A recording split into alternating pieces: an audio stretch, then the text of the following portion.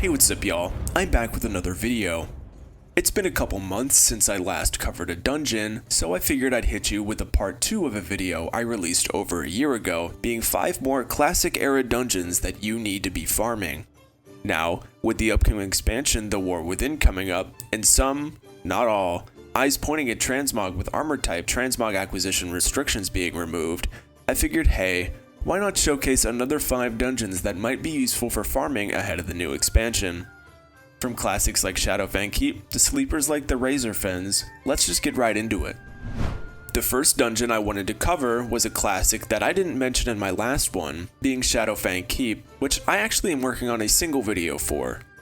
From its okay greens, high ticket blues, chests, and a pretty good amount of cloth from the many humanoids and undead mobs throughout the instance is a safe bet, especially for beginner transmog farmers that are looking to get a decent amount of inventory quickly. Some of the more notable items from the instance include the Night Reaver, which is currently listing for just over 250,000 gold, the Witching Stave, which sees consistent lists just short of 60,000 gold on average, and of course the Shadowfang, which lists on average for 1 million gold on US realms, meaning enjoy the fat paycheck if you manage to get it to drop. Now, being a lower level dungeon, the greens aren't particularly worth that much, but any inventory is good inventory, especially for a newer player looking to build stock. A run usually takes me just a few minutes, meaning that I'm able to hit the instance cap in almost no time at all.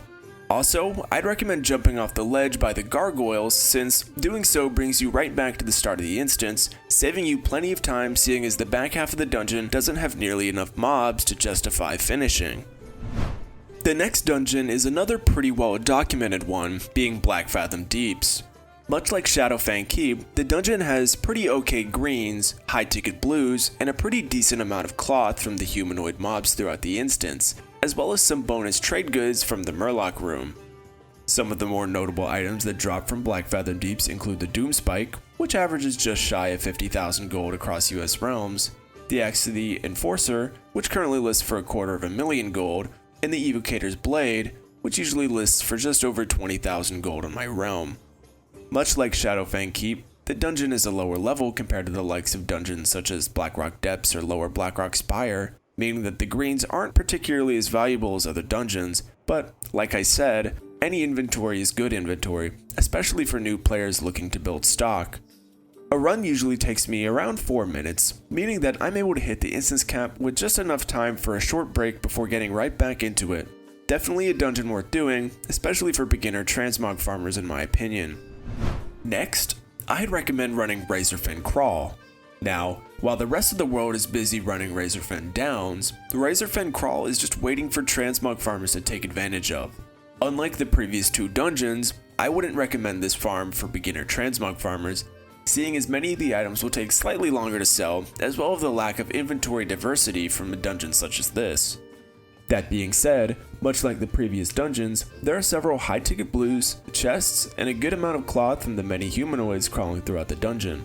Some of the more notable items include Vendetta, which is currently averaging just short of 200,000 gold across US realms, Avenger's Armor, which is averaging just short of 100,000 gold, and Pison's Old Greatsword, which averages around 150,000 gold. Now, even though the greens may not be plentiful, they are a higher level than the previous 2 dungeons and will sell for pretty decent prices when you sell them. A run usually takes me around 2.5 minutes, meaning that I'm able to hit the instance cap pretty easily, giving myself time to do other things such as writing scripts for new content sludge or edit videos. The next dungeon is Razorfen Kraul's next door neighbor, Razorfen Downs. Unlike Razorfen Kraul, there is a slightly larger array of greens that drop, making it slightly more beginner friendly than its next door neighbor. Much like all the other dungeons mentioned, there is a decent amount of greens, blues, chests, and cloth to be farmed, seeing as there is a large amount of humanoids throughout the instance. Some of the more notable items include Corpse Shroud, which lists for just short of 100,000 on average across US realms, the Stormgale Fists, which averaged for just slightly over 100,000 gold across US realms, and the Ebony Bone Claw, which also lists for slightly over 100,000 gold.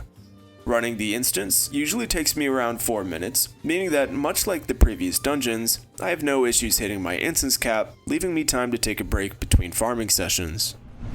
The final dungeon that I wanted to cover is Maraudon, which is honestly a sleeper, seeing as I hardly see any content being made on the dungeon, despite most of the mobs having an insanely large 300 plus item loot pool, as well as some insanely high ticket items. Now, unlike the previous 4 dungeons, Maraudon can take quite a bit of time to clear and travel through, and I would personally recommend dreamwalking and resetting once getting to Celebris, since the rest of the dungeon is very sparsely populated with mobs and it's not worth the effort. Some of the more notable items include the Archaic Defender, which usually lists for just over 50,000 gold, the pattern for the Shadow Hood, which sells for around 30,000 gold, and the pattern for the Dusky Boots, which regularly sees lists for just over 250,000 gold across all US realms. The instance takes around 8 minutes to complete, meaning that if you're looking to marathon farm, this is probably a viable option, seeing as your instance caps will reset by the time you get to your 8th or 9th run. Now, while I am recommending the instance for gold farmers, I would only recommend running this instance for stock building as opposed to as high ticket items. If you're looking to gamble your time with the hopes of farming high ticket items, Uldaman is right down the hall and to the left. Anyways guys, thanks for watching. This video took an incredible amount of time to put together, and I had to run Maraudon willingly, so I'd appreciate it if you left a like since I deserve it. I have an awesome video coming soon, so make sure to subscribe so you don't miss it. Also, my Discord server is officially open, the link of which is at the end of a quick PowerPoint in the description below. That being said, anyways, as always, peace.